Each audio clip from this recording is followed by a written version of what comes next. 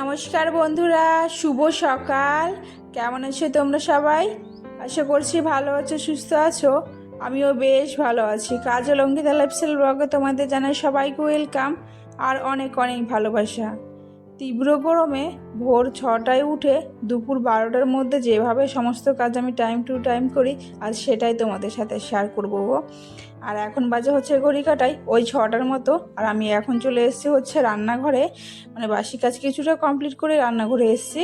আর এসে দেখো গ্যাসগুলোকে মুছে নিচ্ছি, কাল রাতে তো আর মোছা হয়নি, এই জন্য। তো যাই হোক, আশা করি আজকে ভিডিওটি ভালো লাগবে। যদি ভিডিওটি ভালো লাগে থাকে তাহলে অবশ্যই প্রথম থেকে শেষ পর্যন্ত দেখার অনুরোধ রইল। আর যারা প্রথমবার এই ভিডিওটা দেখছো তারা কিন্তু অবশ্যই চ্যানেলটাকে একটা লাইক করে সাবস্ক্রাইব করে দিও আর আমার পাশে থেকো। তো এদিকে তো দেখতেই পেলাম আমি ভাত বসিয়েছিলাম আর এই পাশে বসিয়েছি হচ্ছে চা। তো এই চাটা না শ্বশুরমশাইয়ের জন্য করেছি। তো আজ বলে শাশুড়ি মা চা খাবে না, উনি বলেছে হরলিক্স খাবে, তো ওনাকে হরলিক্স করেই দেওয়া হয়েছিল। আর এইদিকে তো দেখতে পাচ্ছি শ্বশুরমশাই এখন বাইরে এসছে, তো ওনাকে একটু চাটা দিয়ে দিলাম। আর এখন দেখো চলে এসছে আবার রান্নাঘরে। তো রান্নাঘরে এসে তো ভাত বসিয়েছি, চালটা তো হাঁড়িতে দেওয়া হয়নি, তাই ভাবলাম চালটাই হাঁড়ির মধ্যে দিয়ে দিই। তো দেখতে পাচ্ছ চাল নিয়ে নিয়েছি আর ধুয়েও নিচ্ছি চালটা। আর বেসিনে দেখো জল নেই, তো এই জন্য যে ড্রামে আমরা রাখি ওই ড্রাম থেকেই নিচ্ছি জলটা। আর এখানে তো জল আসতেই পারে না, মানে এত প্রেশার নেই জলের মধ্যে, মানে কলে কোনো প্রেশারই নেই। আর আসলেও একদম অল্প অল্প করে আসে, জানো তো। এই জন্য এক্সট্রা ড্রাম রাখা হয়েছে, যদি কোনো ধোয়াধুয়ি হয় তাহলে ওখান থেকে একটু নিয়ে নিই গো। তো যাই হোক, আর এদিকে আজকে করব হচ্ছে আলু দিয়ে কলমি শাক ভাজা, আর শুধু করব আবার। তো চলো তার আগে এগুলোকে না ভালো করে বেছে নিই, যে কালকে যেহেতু এটা আনা হয়েছে। আর এই যে মানে পাতাগুলো হাফ না পাকা পাকা হয়ে গেছে, মানে হলদেটে টাইপের হয়ে গেছে, ওগুলোকে আর কি ফেলে দেব। তো ওগুলোকে আমি বেছে নিয়েছি। আর এখন দেখো এটা হচ্ছে বড়মশাইয়ের জন্য করছি, আলু দিয়ে করছি। বড়মা আবার আলু ভাজা মানে আলু দিয়ে না হলে খাবে না, শুধু তো খেতে চাইবে না, এই জন্য একটু আলু দিয়ে করলাম। আর এটা হচ্ছে আমাদের সবার জন্যই করছি, কারণ এটা হচ্ছে শাক, মানে শুধু করছি, আলু দেবো না। যেহেতু শাশুড়ি মা খাবেন, তো ওনার যেহেতু সুগার রয়েছে, তো উনি তার মানে আলু দিয়ে খাবে না, এই জন্য আর কি শুধুই ভাজা করা হচ্ছে। আর কলমি শাক ভাজা না বেশ ভালো লাগে, আমার তো বেশ ভালোই লাগে। তো চলো এটাকে আমি এখন ঝটপট করে ভাজা করে নিই। তো তার আগে দেখো এখন শাশুড়ি মা এনেছেন হচ্ছে রুই মাছ। তো মানে বাড়ির পাশেই এসেছিলো, ওনার কাছ থেকে নেওয়া হয়েছে।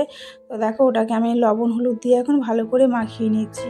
আর আমাদের বাড়িতে কী বলো তো, নিরামিষ তো খেতেই চায় না, মাছ মাংস না হলে না খেতে চায় না গো। উচিত কারণে আমার বর আর শ্বশুর মশাই এরাই দুজনেই মানে বেশি এরকম করে, নিরামিষ খাবে না। না যদি না হয় ডিম অমলেট করেই দিতে হবে। তো যাই হোক, ওইদিকে চলো হলুদ লবণ মাখানো হয়ে গেছে। আর আমি শাকটাকেও কিন্তু নামিয়ে নিয়েছি। নামানোর পরে এই দেখো আমি মাছটাকে এখন ভাজা বসিয়ে দিচ্ছি। আর রুই মাছটা আলু দিয়ে পাতলা একটা ঝোল করব, যেহেতু আজ এখন ডাল করব না, এই জন্য আর কি পাতলা ঝোলই করব। তো তারপরে দেখো এই পাশে দেখো মাছের ভাজাটা তো আমি বসিয়ে দিয়েছি, মাছ ভাজা। আর এই পাশে দেখো আলুটাকে আমি এখন ছুলে নিচ্ছি।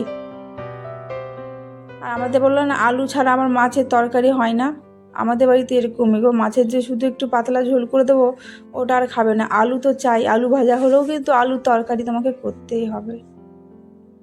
তো চলো আলুটাকে এখন কেটে নিই। আর আলুগুলো দেখো কি অবস্থা, এখন একটু কালো কালো হয়ে গেছে। এখনকার আলু না এরকমই একটু কালো কালো হয়ে যায়, জানো তো।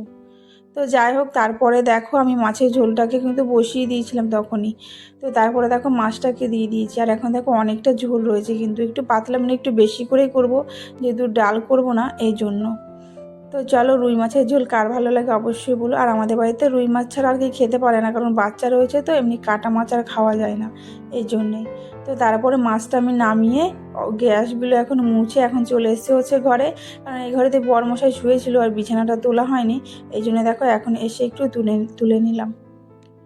আর তোমরা কে কোথা থেকে আমার এই ভিডিওগুলো দেখছো অবশ্যই কিন্তু কমেন্ট করে জানিও। আর কেমন লাগছে সেটা তো অবশ্যই বলো, যদি ভালো লাগে অবশ্যই সেটাও বলো, আর খারাপ লাগলে ওটাও বলো। আর আজকের ব্লগটা না বেশি বড় করিনি গো, মানে ছোট্ট করে তোমাদের সাথে একটু শেয়ার করেছি। মানে ভালো লাগছিল না শরীরটা, জানো তো, এই জন্য তোমাদের সাথে বেশি কিছু শেয়ার করতে পারলাম না গো। তো তারপরে দেখো বিছানাটা কিন্তু আমি গুছিয়ে নিয়েছি। বিছানাটা গোছানোর পরে এখন দেখো কিছু জামা কাপড় ছিল, আর আমাদের বাড়িতে কিন্তু রোজ জামা কাপড় এলোমেলো হয়েই থাকে, একটা টানতে গিয়ে মানে আর একটা পড়ে যায়। এই জন্য মানে ডেলি জামা কাপড় ডেলি ভাঁজ করতে হয়। আমি যদি এখন না করি রাত্রেবেলা ভাঁজ করে নিই। আমার এই ঘরেই থাকতে থাকতে না সত্যি কথা মানে এটা ওটা করতে করতে না নিজেকেই ভালো লাগে না, জানো তো। তো যাই হোক, তো ওইদিকে বিছানাটা গুছিয়ে নিয়ে পর দেখো জামা প্যান্টগুলো গোছানো হয়ে গেছে। আর এরপরে একটু স্নান করে নিয়েছি। স্নান করার পর বিশেষ করে একটু বেশ ভালো লাগছে, কারণ সকাল থেকে উঠে না এটা ওটা করার পরে যে স্নান করার পর না বেশ ভালো লাগে, জানো তো। সকালে বেশ একটু ঠান্ডা ঠান্ডা থাকে, বেশ ভালো লাগে। তারপরে আবার যে গরমটা যখন পড়ে না, এখন যা গরম পড়ছে আর রোদও ভীষণ দিচ্ছে, দেখতে পাচ্ছ কেমন রোদ দিচ্ছে বাইরে, প্রচণ্ড রোদ দিচ্ছে। তো যাই হোক, ওইদিকে আমি স্নান টান করে ফুল তুলে নিয়েছি। ফুলটা তোলার পরে দেখো এখন চলে এসেছি ঘরে, আর এখন একটু দেবো হচ্ছে পুজো। আর এখন বৃষ্টি যেহেতু পড়ছে না, বৃষ্টি না পড়ার কারণে দেখো প্রচণ্ড গরম দিচ্ছে, ভীষণ গরম লাগছে। তো তারপরে দেখো আমার পুজো দেওয়া কিন্তু কমপ্লিট হয়ে গেছে। আর এখন চলো মেয়েকে আনতে যাব, মেয়েকে এনে তারপরে একবারে খাবো। তো এরপরে আমি পুজো দেওয়ার পরে কিন্তু মেয়েকে আনতে গেছিলাম, তো এখন চলেও এসছে ওই স্কুল থেকে। তো তারপরে দেখো আমি এখন যাব হচ্ছে ওই ঘরে ভাত আনতে। তো ওই দেখো আমার মেয়ে।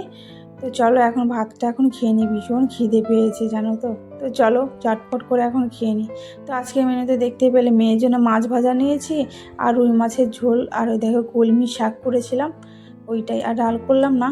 তো ওই জন্য আর নিলাম না ডালটা, ডাল তো করিই নি তাই না। তো যাই হোক, আজকে ভিডিওটাতে বেশি বড় করছি না, তোমাদের কেমন লাগলো বলো। টাটা সবাইকে।